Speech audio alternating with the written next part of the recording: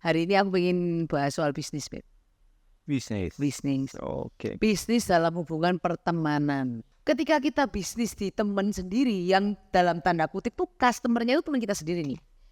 Entah kenapa aku tuh merasanya kayak mereka itu selalu minta dapat perlakuan khusus. Nah kalau seperti itu aku menyikapinya ya nggak bisa, bro. Nggak bisa. Wah, ayolah siapa lagi gitu loh yang bisa bantuin selain kamu. Kan dilema ya. Antara temen, kita bantuin teman tapi kita babak belur. Tapi di awal juga aku sertakan harganya segini. Oh, oke. segini. Karena banyak juga penyakit. Hmm. Gampang lah bro. Nah, kata-kata gampang ini Kalau kerja cuma mau kerja rodi ya mending gak usah kerja sih.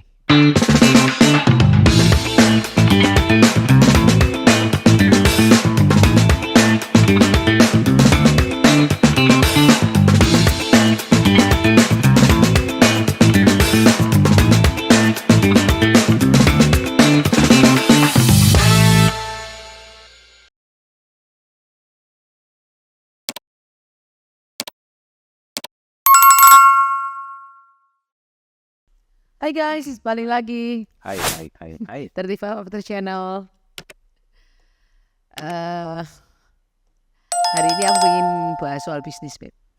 Bisnis. Oke. Bisnis dalam hubungan pertemanan.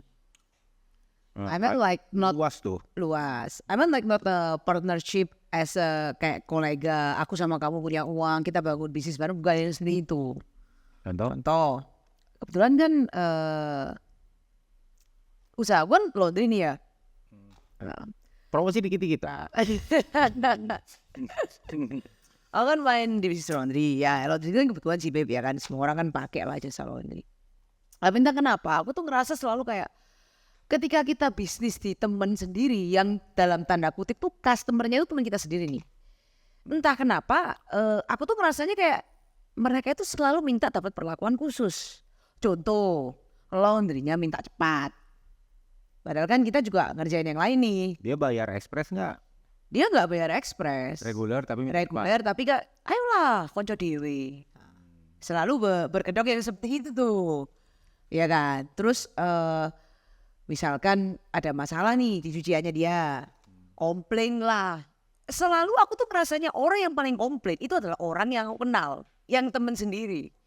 Orang yang regular customer biasa itu nggak pernah tuh kayak gitu drama-drama begitu.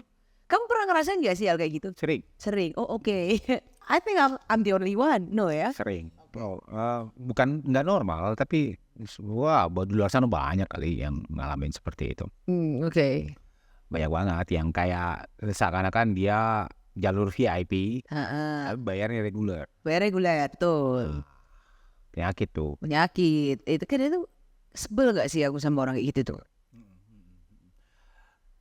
Yang kamu tanyakan apa? Bisa gak sih hal kayak gitu dihindarin? Dihindarin nggak bisa. Kalau dihindarin nggak bisa. Karena akan selalu ada orang-orang yang seperti itu. Which is temannya kita sendiri. Akan selalu ada. Yang bisa kita lakukan adalah kita batasin. Batasin dalam artian misal batasin dan buat clear di awal. Di awal nih. Contoh misal kita anggaplah di bengkel lah ya. Oke. Di aku lah ya gitu. Bro, mau pasang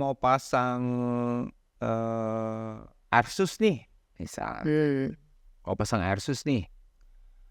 Tapi kebetulan kondisi di bengkel lagi crowded juga, lagi penuh misalkan. Ini ya di CNC ya. Duluan dulu ya karena aku harus ikut event ini besok. Iya. Kalau aturannya gak bisa dong. Iya. Antriannya teman-teman yang udah masuk duluan ini kan gak enak dong. Iya kan. Iya. Nah kalau seperti itu aku menyikapinya ya gak bisa bro. Gak bisa. Wah ayolah siapa lagi gitu loh yang bisa bantuin selain kamu. Kan dilema ya. Antara temen, kita bantuin teman tapi kita babak belur. Babak belur pasti lembur apa segala macam, yang mana tetap dapat komplain juga dari customer yang udah masuk duluan. Jadi kalau aku sih berani ngomong enggak di awal gitu. Enggak boleh, enggak bisa bro. Sorry, aku mau bantu tapi ya gimana. Jadi selalu jelasin di awal gitu loh. Kebanyakan sih gimana caranya tetap buat mereka eksklusif.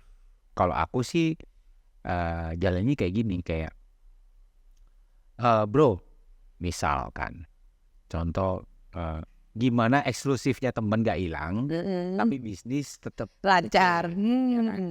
Kalau aku sih biasanya kayak gini di awal, mobilmu santai nggak? Mobilmu santai nggak? Santai bro. Gini ya, kamu santai tapi aku handle sendiri. Aku tak handle sendiri bro. Tak pikirin gimana caranya mobilmu oke. Dia ngerasa eksklusif udah di situ. Karena yang lain di handle pegawai, yang ini aku handle sendiri. Handle sendiri bro. Apa yang aku punya, pengalaman experience apa yang aku punya, ya udah itu aku masukin di mobilmu. Eksklusifnya tuh di situ. Karena kan pengalaman nggak bisa dibeli. Iya. Iya dong. Iya kan. Kalau misal dia bisa mikir nih, dia ya udah di handle sendiri sama Mas Wibi nih. Tapi di awal aku bilang bisa santai nggak kamu? Karena aku kalau kerja tuh nggak bisa buru-buru bro. Aku tuh pasti masanya ini tak pikirin lagi racikannya seperti apa. Karena kan kita cari yang terbaik dong. Pastinya set up yang terbaik atau apapun itulah yang terbaik. Makanya aku turun tangan nih. Gitu. Eksklusifnya tuh di situ. Mobil yang lain nggak aku pegang bro. Pegawai yang pegang misalkan. Mobilmu aku pegang nih. Tapi di awal juga aku sertakan harganya segini. Karena banyak juga penyakit. Gampang lah bro. Nah, kata-kata gampang ini Kalau kerja cuma mau kerja rodi ya mending gak usah kerja sih. Kalau aku gitu. Karena sekarang ya kita gak muna, kita cari duit gitu. Memang kita kalau apalagi di jasa modifikasi memang kita berkarya. Tapi ya masa gak dapat duit? Ya dong, dapat duit dong. Nah ya kan, justru hari itu kita bangun pagi berangkat bekerja, kita mau dapat duit, cari duit. Bukan mau hura-hura, bukan cuma mau make friends.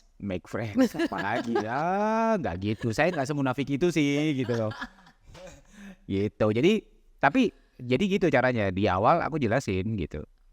Jelasin di aku tuh segini, termnya segini. Udah harganya partnya yang kita butuhin kira-kira ini gimana? Gitu loh. Ambil apa enggak? Udah selesai. Jasanya tuh estimasi mungkin segini. Jadi kita harus deal dulu di awal. Karena kalau teman, kebanyakan orang-orang juga keperangkap omongannya sendiri. Karena dia nggak enak sama temennya, ditanya sama temennya, berapa bro? Ntar lah gampang lah bro. Giliran dia hadepin, wah sulit ya anjing gitu. Wah rugi nih kalau narik segini dong. Iya kan? Iya. Jadi kan kayak akhirnya dia kerja juga nggak sepenuh hati kan. Iya. Iya nggak? Jadi pentingnya jelas di awal. Kalau sama temen, justru kalau sama temen lebih jelas lagi, lebih detail lagi, kasih dia detail di awal, gitu loh. Sekian. Ntar kalau misal ini DP dulu ya bro, ntar kalau udah lunas lu mau ambil mobil lunasin. Nggak apa-apa, jangan sungkan, ngomong aja di awal. Iya. Gitu loh, supaya nggak si temenmu ini juga bisa, oh orangnya kayak gini nih, harus jelas. Kalau misal memang dia, karena contoh ya, ini banyak kejadian itu juga di luar sana yang misal estimasi proyeknya dia 100 juta misal, dia masih ada 50 juta nih, dia maksa masukin, ntar gampang sementara perjalanan aku cari duit, ini bahaya bos. Banyak juga orang kayak gitu, akhirnya kan nggak jadi. Bengkel itu penyedia jasa ataupun apapun itu ya, cuman ada 2, SDM-nya nggak mampu, duitnya nggak ada. Iya nggak? Iya. Ini fakta ya. Kenapa nggak selesai? Duitnya nggak ada, modalnya nggak ada, atau SDM-nya nggak mampu. Emang nggak nyampe sana. Iya kan? Jadi ya sebelum memulai itu pastikan dulu sebelum ngomong ke teman, pastikan dulu modal cukup nggak, ya kan? Setelah tahu modalnya, kan yang penting bukan jebakan Batman. Hari ini 10 juta, tiba-tiba besok 50 juta. Jadi perjelas di awal aja. Bro, sekian. Oke ya, deal ya. Oke, termnya misal lu orang DP 50% atau 60%, sisanya ntar. Kayak gitu-gitu. Harus clear di awal intinya. Iya. Dan cara jualnya supaya tetap eksklusif dan nggak kehilangan temen tuh kayak gitu. Ya, lu juga sebagai teman jangan semena-mena gitu. Temenmu ya temenmu. Kalau temenmu udah kerahin semua energinya untuk ngerjain mobilmu atau apapun itu ya, ya hargain itu coy. Oke, sekarang kita ngomong kalau kita yang jadi customer nih. Oke. Oke, teman kita yang penyedia bisnis, penyedia jasa atau apapun itu. Contoh lah, aku nih ceritanya mau naruh mobilku di kamu. Tapi si kamunya ini yang jawabannya yang kayak gampang lah. Mau apa sih? Oke, aku mau ganti ini ya. Biro jasa ya. Mungkin kalau untuk part mungkin kan jelas ya harganya ya karena kan itu barang. Kadang-kadang tuh yang nggak jelas itu jasa. Gitu loh. Oke, deal di kamu. Tiba-tiba keluar notanya itu di luar nalar dan kategori kita di luar nalar itu kan beda-beda nih. Baru lagi gua alamin. Baru lagi kejadian. Iya kan? Yeah. Kayak kan ya nyebelin kan? Ya gitu tuh kayak aku dari awal kan ngomong oke terserah kamu. Tapi ya kamu update kayak atau apa. Ya. Tapi kan nyatanya nggak ada. Tiba-tiba ujuk-ujuk Sekian. mobilmu selesai nih, ambilan tagihanmu sekian.